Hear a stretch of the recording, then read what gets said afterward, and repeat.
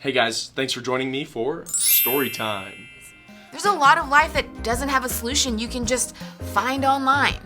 So how do you know what to do when you don't know what to do?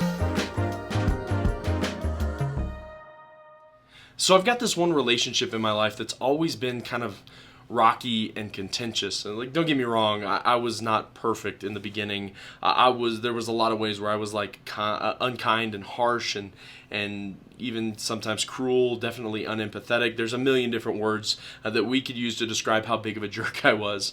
But there was a point in that relationship where I decided to apologize, and I said I was sorry and that I was interested in doing things different in the future. And that was awesome, but I don't really feel like they fully took that or accepted it or believed it, and almost every interaction that I have with them, I feel like they're waiting for me to screw up again.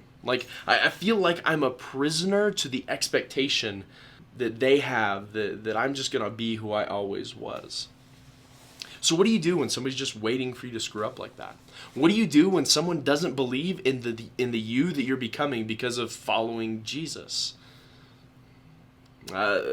Recently I had an interaction with this person that really left me feeling ruffled internally, and I talked to my wife about it, who's my best friend, and I was praying about it, and I just felt like God was saying listen, you can't be upset by the consequences of your previous actions, right? I established a pattern of behavior with them that taught them to expect certain things, and those expectations don't get rewritten overnight.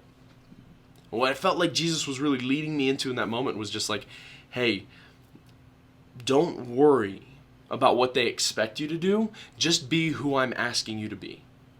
So continue to be kind and loving and gentle. It's like this beautiful thing that happens when we follow Jesus. The Spirit of God begins to interact with us as we rub up against other people in our lives. And Paul, in his letter to the church in a place called Galatia a couple thousand years ago, said when you interact with God's Spirit like that, He produces things in you like patience and kindness and gentleness and goodness and self-control.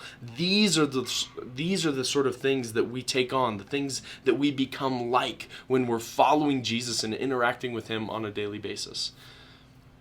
So my way of pursuing peace instead of payback in that relationship this week is just to continue to be kind and gracious and gentle, because I'll be honest, it's really easy for me when they get rude to just snap off a really sharp comment that cuts right to their soul, because I'm so good at it, right? And if I'm honest, that feels way better. It gratifies a part of me that is, to be honest, ugly. But all that would do would be to continue the cycle of them expecting me to act like a jerk, and then me acting like a jerk, and then them treating me like I act like a jerk. So if I want a future that's different, I'm going to have to act differently, and I'm going to have to pursue peace.